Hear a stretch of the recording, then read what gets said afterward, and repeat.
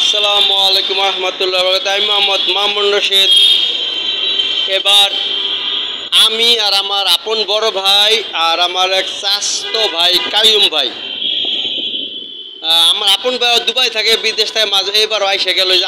আজকে ফ্লাই হয়ে যাবো, যাইতেছে গা আজকে রাত্রি মনে কটার দিকে ফ্লাই হয়ে যাবে, দুবাই চলে যাবো। আর কাইয়ুম ভাই বাইরে থাকে, কোন সাথে থাকে আর কি, তার অনেক বছর বাইরে থাকে। তো যাক, আমার তিনজনের মধ্যে গ্রামের বাড়িতে একটা যে কাহিনী হয়েছে সেটা শুনুন। কাইয়ুম ভাই আমার চাচাতো ভাই, আপন চাচাতো ভাই না আর কি, চাচাতো ভাই, কিন্তু একবারই উপর তো ক্লোজ তো থাকবে। মহল্লার অন্য মহল্লার হইলে তো ক্লোজ থাকে গ্রামে, বুঝলেন তো এটা। তো আমরা তিনজনে সিটকাদা বক ধরে না বিলে, তো তিনজনে বক ধরে যাইতে সিটকা দিয়া আর হলো কই মাছটা আমরা নিয়ত করছি, মানে বিলে কই মাছ পাইলে কই মাছটা কামো। আমরা তিনজনে গেছি।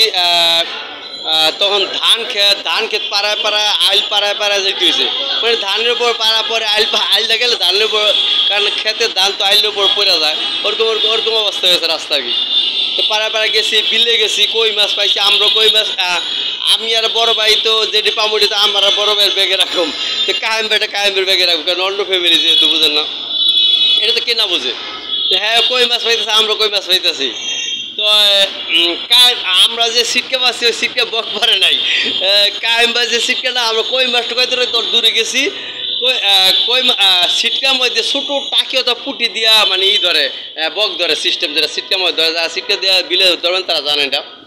কায়েম ভাই আমরা দূরে কই মাছটা হয়তো অন্য খেয়ালে গেছি গা, এই দাদা কায়েম ভাই সিটকা একটা বক পড়া মানে একটা বক পড়ছে, পর অন্য বকগুলো উড়াল দিছে, জাকর দিয়ে একটা শব্দ হয়েছে, বকের সাউন্ড, যেটা সাউন্ড হয়েছে, বকের সাউন্ড হয়েছে, আর আমরা বুঝতে গেছি যে বক পড়ছে, দৌড়ে দিয়ে বক পড়ছে, আসলে বক পড়ছে, কায়েম ভাই একটা বক পেয়ে গেছে। আর আমরা কই মাছ আর বক পাইলাম আর কি, ঠিক আছে।